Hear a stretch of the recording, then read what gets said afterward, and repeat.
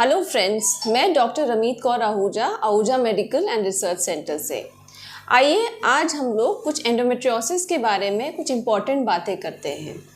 सबसे पहले ये जानना ज़रूरी है कि एंडोमेट्रियोसिस के प्रति जागरूकता क्यों ज़रूरी है। वह इसलिए क्योंकि संतानहीनता का कारण जो है आजकल 40 से 50% केसेस में एंडोमेट्रियोसिस पाया जा रहा है।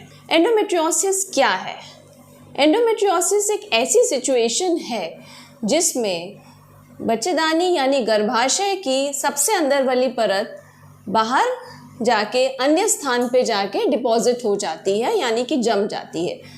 वह हो सकता है जम आपके ओवरीज में, फैलोपियन ट्यूब्स में, या फिर बड़ी आंत में, या पेशाब की थैली में, या किसी अन्य स्थान पर जाके जम सकती है। और हर बारी जब माहवारी होती है तो जैसे एक नॉर्मल एंडोमेट्रियम से ब्लीडिंग होती है, उसी प्रकार वहाँ से भी वो ब्लीड करती है और इतना ज़्यादा वहाँ पे आसपास सूजन हो जाती है कि वहाँ पर एडिशंस यानी कि जाले बन जाते हैं, जिससे कि मरीज़ को बच्चा होने में दिक्कत आती है।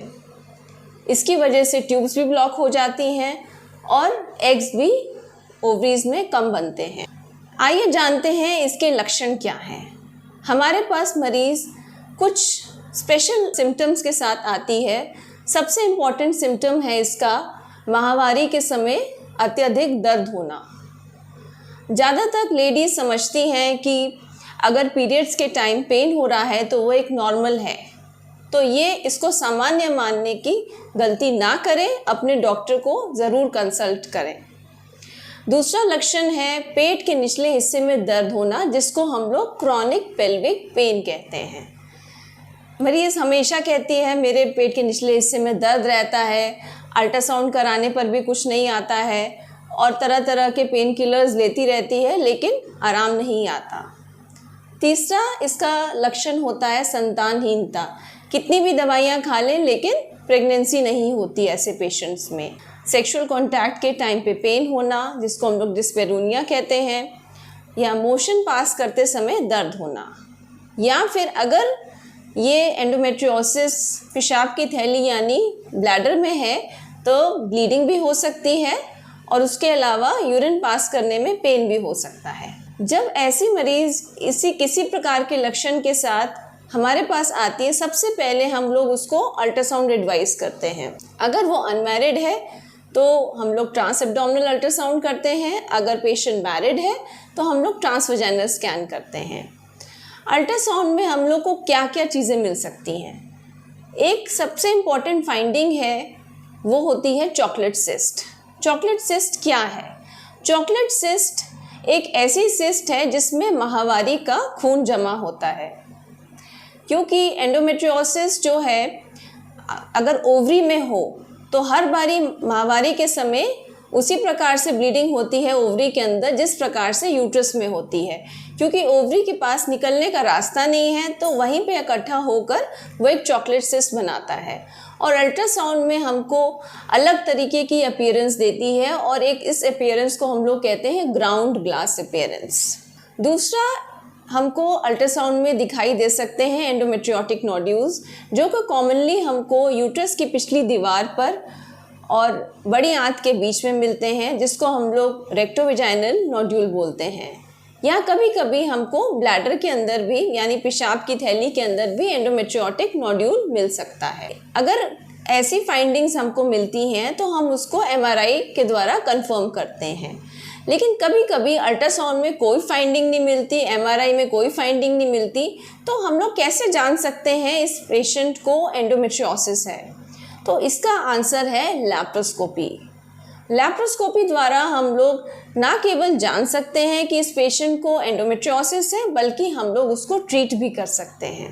अब ये जानना ज़रूरी है एंडोमेट्रियोसिस होता क्यों है, क्या वजह है जिसकी वजह से एंडोमेट्रियोसिस होता है। इसके पीछे कई थ्योरीज हैं और उसमें से 3 थ्योरीज इंपॉर्टेंट मानी जाती हैं, जो कि उसमें से पहली थ्योरी है रेट्रोग्रेड मेंस्ट्रुएशन, यानी कि यूट्रस के सबसे अंदर वाली परत जिसको हम लोग एंडोमेट्रियम कहते हैं, वहाँ से ब्लड निकलकर और फेलोपियन ट्यूब से होता हुआ दूसरे स्थान पे जाके जम जाता है, तो इसको हम लोग रेट्रोग्रेड मेंस्ट्रुएशन कहते हैं। दूसरी थ्योरी है एक्टोपिक एंडोमेट्रियम, यानी कि कोई भी बॉडी का सेल कभी कभी अपने आप से वो एंडोमेट्रियम का रूप ले लेता है, जिसकी वजह से वो हर महीने माहवारी की तरह ब्लीड करता है या उसमें इन्फ्लेमेशन होती है और फिर वहाँ पे एडिशंस यानी कि जाले बन जाते हैं। और तीसरी थ्योरी है जेनेटिक, यानी कि फैमिली में अगर किसी की मदर या सिस्टर को है तो उस पेशेंट को भी हो सकता है। अब ऐसे मरीज आए हमारे पास तो हम लोग उसको ट्रीट कैसे करते हैं, यानी उसका ट्रीटमेंट क्या है।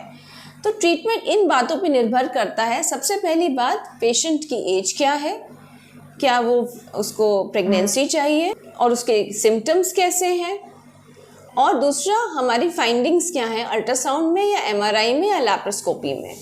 तो इन 4 बातों पे निर्भर करता है हमारे पेशेंट का ट्रीटमेंट। अगर पेशेंट को प्रेगनेंसी चाहिए तो हम लोग उसका लैप्रोस्कोपी द्वारा फर्टिलिटी प्रिजर्विंग सर्जरी करते हैं, और ऐसी सर्जरी करने से पहले हम लोग को AMH लेवल कराना ज़रूरी होता है। AMH यानी कि एंटी मुलेरियन हार्मोन। इसके द्वारा हम लोग जान सकते हैं कि कितने एग्स हैं ओवरी के अंदर, और उसी प्रकार से हम लोग उस पेशेंट का इलाज करते हैं। अब सर्जरी के बाद अगर पेशेंट प्रेगनेंसी चाहती है तो ऐसे पेशेंट्स को कहना चाहिए कि आप इसके बाद सर्जरी के तुरंत बाद प्रेगनेंसी प्लान कर लें। जो अगर AMH लेवल्स अच्छे हैं तो पेशेंट स्पॉन्टेनियसली भी कंसीव कर सकती है, और या फिर उसको हम लोग ओव्यूलेशन इंड्यूसिंग ड्रग्स देकर उसको हम लोग कंसीव करने की सलाह देते हैं।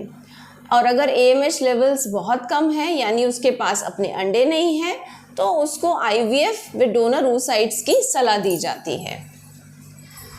और अगर पेशेंट की फैमिली कंप्लीट है, यानी कि उनको बच्चे नहीं चाहिए और उनके लक्षण बहुत गंभीर हैं, या फिर अल्ट्रासाउंड में एंडोमेट्रियोसिस की फाइंडिंग्स बहुत ज़्यादा है, या फिर लैप्रोस्कोपी में हमको बहुत सिवियर ग्रेड 3 ग्रेड 4 एंडोमेट्रियोसिस मिलता है, तो ऐसी सिचुएशन में हम लोग सीधा पेशेंट की total laparoscopic hysterectomy with bilateral salpingo oophorectomy करते हैं, यानी कि यूट्रस भी रिमूव करते हैं, साथ में ट्यूब्स और ओवरीज भी रिमूव करते हैं। लेकिन ये केवल जिन पेशेंट्स की फैमिली कंप्लीट हो चुकी है, यानी उनको बच्चे नहीं चाहिए, उनमें ही किया जाता है।